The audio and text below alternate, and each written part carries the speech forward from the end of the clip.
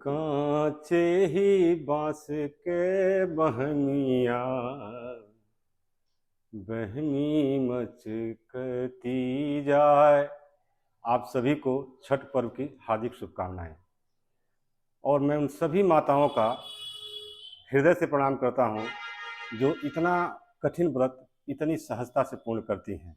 धन्य है वो भारत की धरती जहां पर ऐसे लोग हैं। इसीलिए हमारा सनातन धर्म जो है सबसे ऊपर माना जाता है। और छठी मैया के बारे में कुछ आप लोगों को रोचक जानकारी दे रहा हूँ जो मुझे थोड़ा बहुत पता है। मैं ये नहीं कह रहा हूँ कि मुझे सब कुछ पता है, लेकिन जो भी थोड़ा बहुत पता है कि छठी मैया कौन है, क्या हैं, किनकी पत्नी हैं, किनकी बेटी हैं, ये सारी जानकारी मैं आप लोगों को थोड़ा बहुत जो मुझे है मैं आप लोगों से शेयर करता हूँ। और बिहार से ही क्यों इनकी उत्पत्ति हुई है, क्यों बिहार से ही इनका प्रचार प्रसार हुआ है, ये भी मैं आपको बताता हूँ। तो सबसे पहले जान लीजिए कि छठी मैया जो हैं ब्रह्मा जी की मानस पुत्री हैं और सूर्य देव की बहन हैं। और ये भोलेनाथ और पार्वती जी की पुत्र वधू हैं, कार्तिकेय जी की पत्नी हैं। ये छठी मैया हैं। और बिहार से इनकी उत्पत्ति कैसे हुई और इनका प्रचार प्रसार क्यों हुआ? तो जब लंका विजय के बाद भगवान राम अयोध्या लौटे तो उनको, चूंकि वो रावण ब्राह्मण था, तो उनको ब्रह्म हत्या लग गई थी।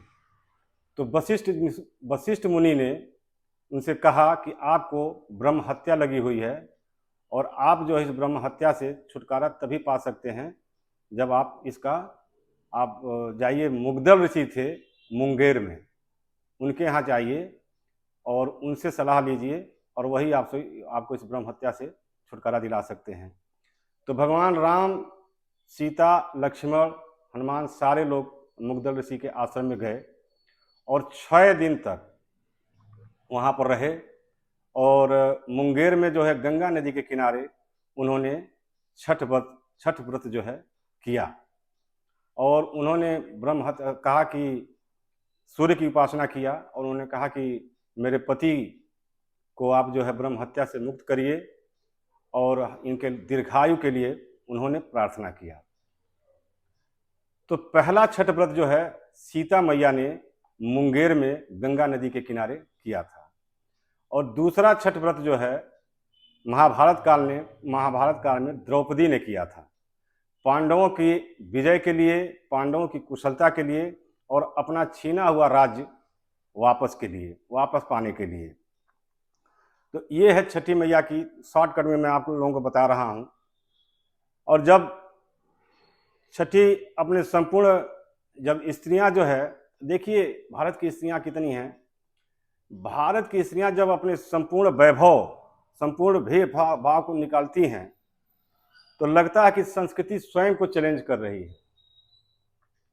और नारी शक्ति का आभास छठ पर्व में हो जाता है जब वो मांग में सिंदूर लगा करके निकलती हैं और जैसे मानो लगता है, कहती हैं कि देखो मैं ही दुर्गा हूँ, मैं ही लक्ष्मी हूँ, मैं ही अन्नपूर्णा हूँ, मैं ही पद्मावती हूँ, मैं ही लक्ष्मीबाई हूँ।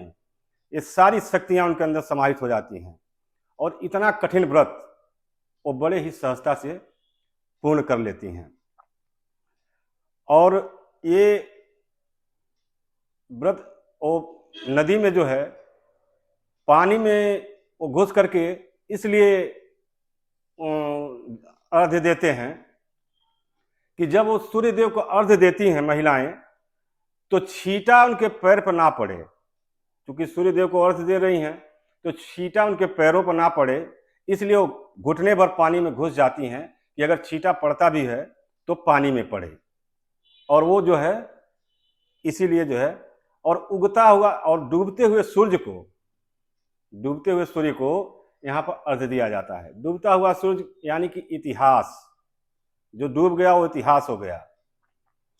तो हम उस इतिहास को ना भूलें, ये इसलिए सूर्यदेव को अर्घ्य दिया जाता है, डूबते हुए सूर्य को अर्घ्य दिया जाता है कि हम उस इतिहास को ना भूलें। और उस इतिहास और उगता हुआ सूर्य जो है हमारा भविष्य है।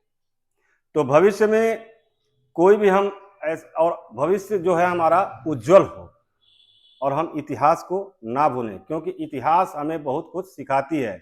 हमने कहाँ गलती की, हमने कहाँ चूक की, ये सारा हमें इतिहास याद दिलाता रहता है। तो ये ऐसा पर्व है,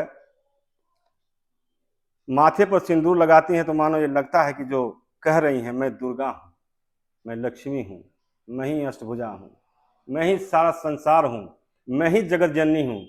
और भगवान ने भी कहा है, नारी शक्ति को प्रणाम किया है, और उन्होंने कहा कि आप ही जगत जननी हैं। हर जगह महिलाओं का, नारियों का सम्मान कीजिए, और छठी मैया आप सभी का कल्याण करें, और जो जहाँ भी हो, विश्व के कोने कोने में कहीं भी हो, सबका वैभव बना रहे, सबके घर में खुशियाँ रहें, यही मेरा छठी मैया से प्रार्थना भी है। और आप सबके ऊपर छठी मैया विशेष करके ध्यान दें, और जो महिलाएं, जो औरतें इस छठी मैया के कठिन व्रत को करती हैं, मैं छठी मैया से प्रार्थना करता हूँ, उनकी मनोकामना जरूर पूर्ण करें। धन्यवाद।